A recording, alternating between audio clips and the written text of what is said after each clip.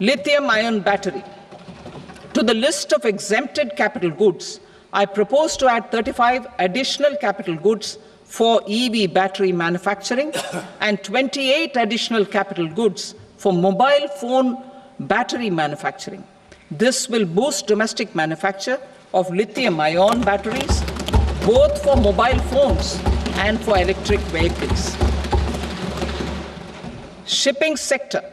Considering that shipbuilding has a long gestation period, I propose to continue the exemption of BCD on raw materials, components, consumables, or parts for the manufacture of ships for another 10 years.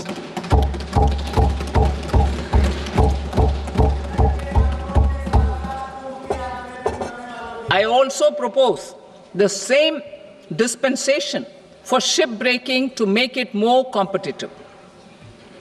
Telecommunication. To prevent classification disputes, I propose to reduce the BCD from 20% to 10% on carrier-grade Ethernet switches to make it at par with non-carrier-grade Ethernet switches. Export promotion. To facilitate exports of handicrafts, I propose to extend the time period for export from 6 months to 1 year, further extendable by another 3 months if required.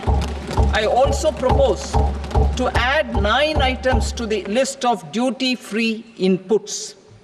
Leather sector. I propose to fully exempt BCD on wet blue leather to facilitate imports for domestic value addition and employment. I also propose to exempt crust leather from 20% export duty to facilitate exports by small tanners. Marine products. To enhance India's competitiveness in the global seafood market, I propose to reduce BCD from 30% to 5% on frozen fish paste, surimi, for manufacture and export of its analog products. I also propose to reduce BCD from 15% to 5% on fish hydrolysates for manufacture of fish and shrimp feed. In July 2024 budget, to promote development of domestic MROs for aircraft and ships, I had extended the time limit for export of foreign origin goods that were imported for repairs from 6 months to 1 year and further extendable by 1 year. I now propose to extend the same dispensation for railway goods.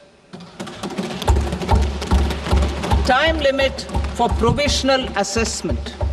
Presently, the Customs Act 1962 does not provide any time limit to finalize provisional assessments, leading to uncertainty and cost to trade. As a measure of promoting ease of doing business, I propose to fix a time limit of 2 years, extendable by a year, for finalizing the provisional assessment. I propose to introduce a new provision that will enable importers or exporters, after clearance of goods, to voluntarily declare material facts and pay duty with interest but without penalty. This will incentivize voluntary compliance.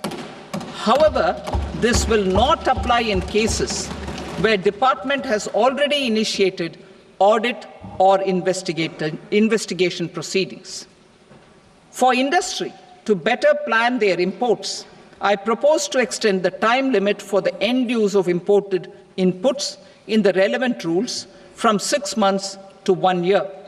This will provide operational flexibility in view of cost and uncertainty of supply. Further, such importers will now have to file only quarterly statements instead of a monthly statement.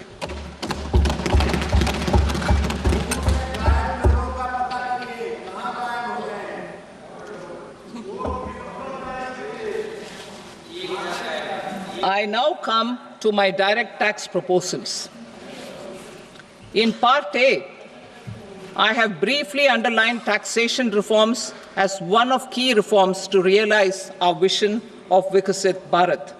In respect of criminal law, our government had earlier ushered in Bharatiya Nyaya Sanhita, replacing Bharatiya Danda Sanhita. I am happy to inform this august House and the country that for new income tax bill will carry forward the same spirit of Nyaya in its drafting as well. The new bill will be clear and direct in text, with close to half of the present law in terms of both chapters and words. It will be simple to understand for taxpayers and tax administrators, leading to tax certainty and reduced litigation. Reforms, however, are not a destination. They are means to achieve good governance for our people and economy. Providing good governance primarily involves being responsive. The Tirukural captures this in verse 542, which reads, "Vaanokki vaazhum ulagallam, mannavan kol nokki vaazhum kudi." Meaning, just as the living beings live expecting rains, citizens live expecting good governance. Our government is committed to keeping an ear to the ground and a finger on the pulse and responding while balancing our national building efforts.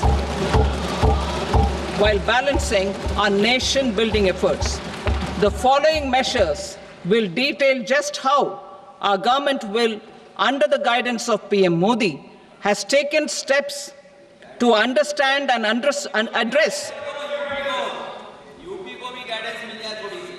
I repeat that sentence, sir. The following measures will detail just how our government, under the guidance of PM Modi, has taken steps to understand and address the needs voiced by our citizens. My tax proposals are guided by this spirit. The objectives of my proposals are as follows.